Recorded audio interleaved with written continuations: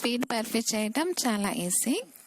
కేవలం 10 to 15 మినిట్స్లోనే ఈ sweet అనేది మనం ఇంట్లోనే చక్కగా చేసుకోవచ్చు.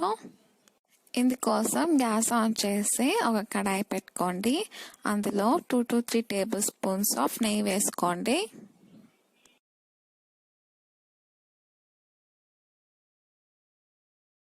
నెయ్యి కరిగాక ఒక కప్పు బొంబాయి రవ్వ వేసుకొని బాగా కలుపుకోవాలి.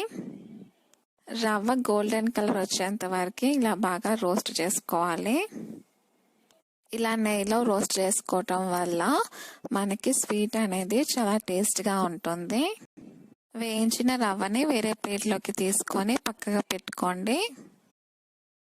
తర్వాత అదే ప్యాన్లో 2 కప్పుల పాలు పోసుకోవాలి. లేదా 1 కప్పు పాలు 1 కప్పు నీళ్ళని పోసుకోవచ్చు.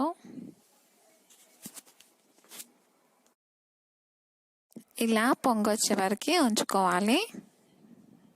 పొంగొచ్చిన తర్వాత వేయించుకున్న ఉప్మా రవ్వని కొద్దిగా వేసుకుంటూ బాగా కలుపుకోవాలి. ఉండలేమి లేకుండా బాగా కలుపుకోవాలి.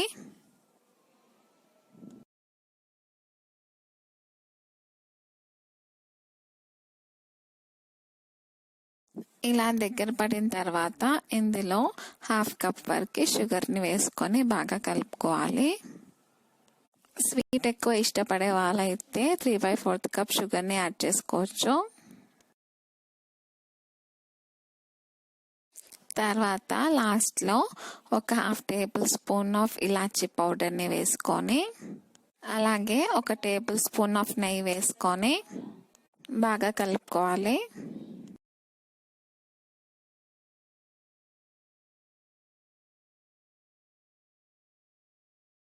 ఇప్పుడు గ్యాస్ ఆఫ్ చేసుకొని ఈ రవ్వని 2 హాఫ్స్గా డివైడ్ చేసుకోండి. అలాగే ఒక ప్లేట్కి నెయ్యిని ఇలా అప్లై చేస్తున్నాను.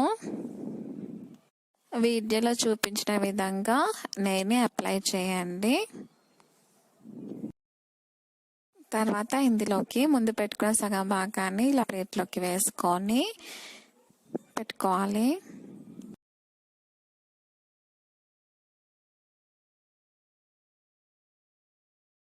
ఇలా చేత్తో ఇలా సెట్ చేసుకోవాలి. వీడియోలో ఎలా అయితే చూపిస్తున్నానో అలా సెట్ చేసుకోండి.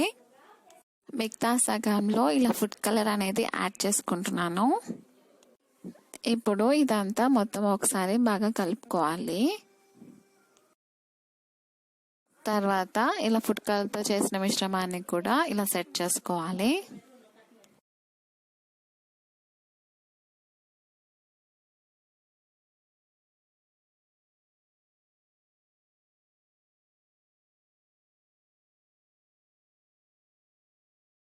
ఇలా సెట్ చేసుకున్నాక మీకు ఇష్టమైన డ్రై ఫ్రూట్స్ని తో గార్నిష్ చేసుకోండి. నేను ఇక్కడ బాదం జీడిపప్పు చిన్నగా కట్ చేసుకొని ఇలా వేసుకుంటున్నాను. ఇక్కడ నాకు కొద్దిగా మిశ్రమం మిగిలిపోయింది. వాటితో నేను ఇలా లడ్డూలాగా చేసుకొని పెట్టుకుంటున్నాను.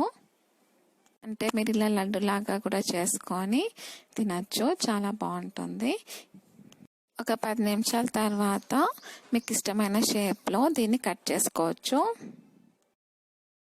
ఇలా ఒక 10 మినిట్స్ సెట్ అయ్యాక ఒక నైఫ్ తీసుకొని మీకు నచ్చిన షేప్స్లో కట్ చేసుకోండి. నేనైతే ఇక్కడ స్క్వేర్ షేప్లో కట్ చేస్తున్నాను. చూసారు కదా, చాలా త్వరగా అయిపోయింది.